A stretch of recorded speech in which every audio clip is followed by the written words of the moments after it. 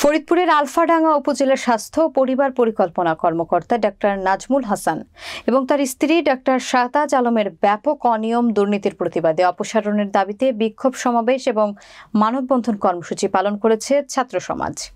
বিস্তারিত থাকছে ফরিদপুর নিজস্ব প্রতিনিধি খন্দকার আবদুল্লাহর প্রতিবেদনে। মঙ্গলবার সকাল 11টায় হাসপাতাল চত্বরে কর্মসূচি পালন করা হয়। বিক্ষোভকারীরা অভিযোগ করে বলেন, ডাক্তার নাজমুল ও তার স্ত্রী শাহতাজ সরকারি চাকরি বিধি উপেক্ষা করে দীর্ঘ 8 থেকে 9 বছর আলফাডাঙ্গা উপজেলা স্বাস্থ্য কমপ্লেক্সে দায়িত্ব পালন করে আসছেন। দীর্ঘদিন একই কর্মস্থলে থাকার সুবাদে অভিযুক্তরা একটি সিন্ডিকেটের মাধ্যমে স্বাস্থ্য কমপ্লেক্সটিকে সীমাহীন দুর্নীতি, অনিয়ম আর স্বজনপ্রীতির ভাগাড়ে পরিণত করেছেন। ডাক্তার নাজমুল ও শাহতাজের বিরুদ্ধে লিখিতভাবে দুর্নীতি, অনিয়মের 9টি সুনির্দিষ্ট অভিযোগ তুলে বক্তারা বলেন, করোনাকালীন সময়ে গাড়ি ভাড়ার ভুয়া ভাউচার দেখিয়ে 95,000 টাকা আত্মসাৎ করেন স্বাস্থ্য কর্মকর্তা নাজমুল হাসান।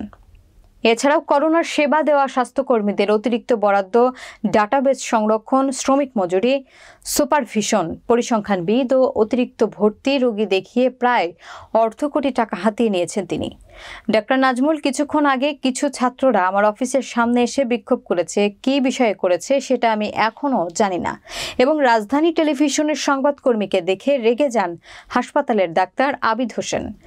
আউটডোরে 12টা বাজতে গেটে তালা দেওয়ার বিষয়ে জানতে চাইলে বলেন, আমি কিছুই জানি না।